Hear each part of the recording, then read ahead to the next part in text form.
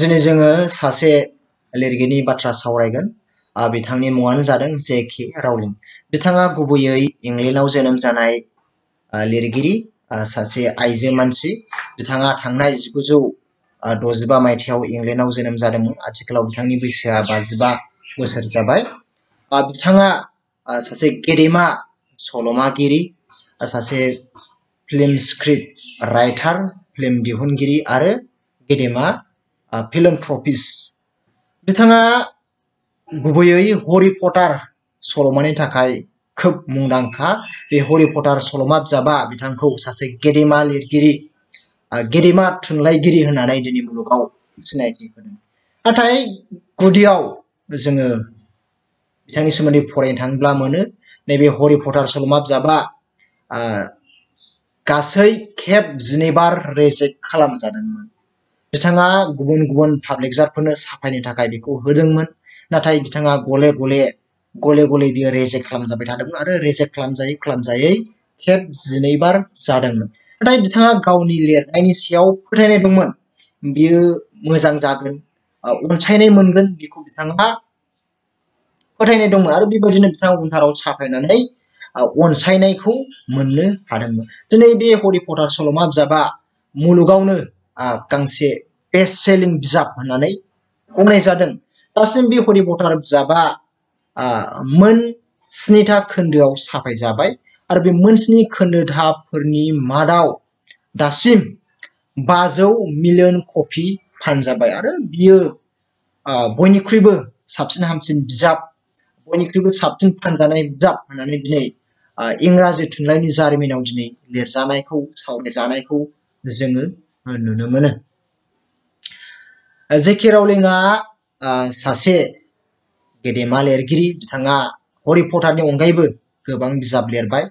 खुदियाफोरनि बिजाब लिरदों बिथाङा, बैसोगोराफोरनि थाखाय लिरदों, एडल्ट लिरदों, क्राइम फिक्सन लिरदों, बेबायदिनो गुबुन गुबुन रायथाइ बिजाब, थुलुंगा बिजाब बिथाङा लिरदों। बिथाङा गावनि हैरी पटार सल'मा बिजाबखौनो फिल्म लिरनानै फिल्मबो बानायदों आरो फिल्मखौ गावनो दिहुनदों। जाय फिल्मा दिनै खोब मुंदांखा, खोब नायजानाय, खोब रां खामायनायखौ जोङो नुनो मोनदों। हैरी पटार, बे हैरी पटार सल'मा बिजाबखौनो दिनै गोबां फिल्मबो बानायबाय आरो दासिम बे हैरी पटार सल'मा बिजाबा मोन 7 खोन्दोआव नुजाबाय। बे मोन 7 खोन्दोफोरा जादों philosopher's stone, chamber of secrets, prisoner of Azkaban, goblet of fire, order of the phoenix, half blood prince, deathly hallows. Before बिजाबा बिथांखौ सासे गेदेमा लिरगिरि होननानै सिनायथि होदों आरो दासिम बेफोरबायदि बिजाब लिरनानैनो बिथाङा गावखौ सासे गोहोगोरा, पावारफुल आइजो बा पावारफुल सुबुं होननानै दिनै मुलुगाव गायसननो हादों। दासिम बिथाङा बिजाब लिरनानैनो खोब धोनि जानायखौ जोङो नुनो मोनदों। बिथांनाव दासिम 1 बिलियननि बांसिन रां दङ होननानै जोङो मिथिनो मोनो। बिथाङा जोंनि थाखाय खोब थुलुंगा। दिनै बिथांबायदिनो जोङो मोजां मोजां बिजाब लिरनो हायो, बिथांबायदि जोङो सल'मा लिरनो हायो। जोंनियाव गोसो बायनाया थानो नाङा। जुदि जोङो सल'मा लिरनो गोसो जायो, जोङो जे.के. राउलिंनि जोङो सल'खौ फरायनांगोन, जे.के. राउलिंनि जिउखौरांखौ जोङो फरायनांगोन। बिथाङा खेबसेल' नङा, गले गले बिथाङा रेजेक्ट खालामजादों आरो बे रेजेक्ट खालामजासेयावबो नाथाय बिथाङा गोसो बायाखैमोन।